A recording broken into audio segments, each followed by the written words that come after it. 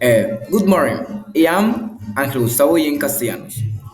My theme is climate change. Teacher name Ricardo Arias Hernández.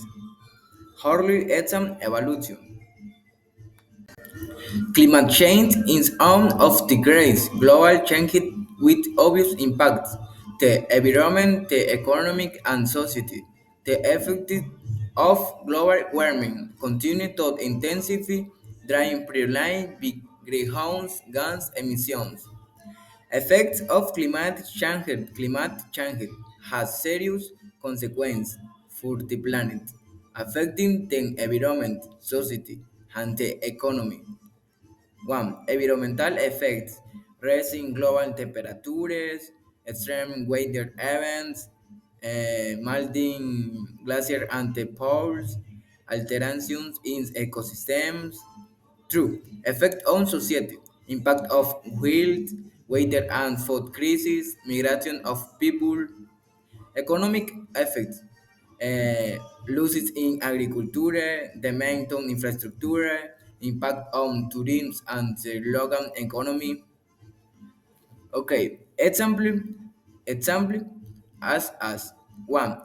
The Arctic is not as cold as need used to be due to global warming. True. The summer are not as mild as they were decades ago due to global warming. 3. Air pollution is as dangerous as climate change for human health. Example not as 1. Winters are not as cool as they used to be to global warming. 2. This year infinity is not as abundant as last year's concentrations. 3. The higher in cities is not as clean as it was decades ago because of pollution. Okay. Climate is primarily due to human activities such as burning fossil fuels, livestock test activities generated greenhouse gas in addition. Burning from fossil fuels, cutting wood forests, raising livestock, transportation use, food production, overconsumption. Gerundio grammar. 1. Burning fossil fuels releases carbon dioxide into atmosphere. 2. Deforestation leads to climate change. Be ready to number of trees that after cool. 2. True. Participle present. Fact 1. Factories are emitting layer of greenhouse gas. People are cutting down forests at alarm rate. Okay.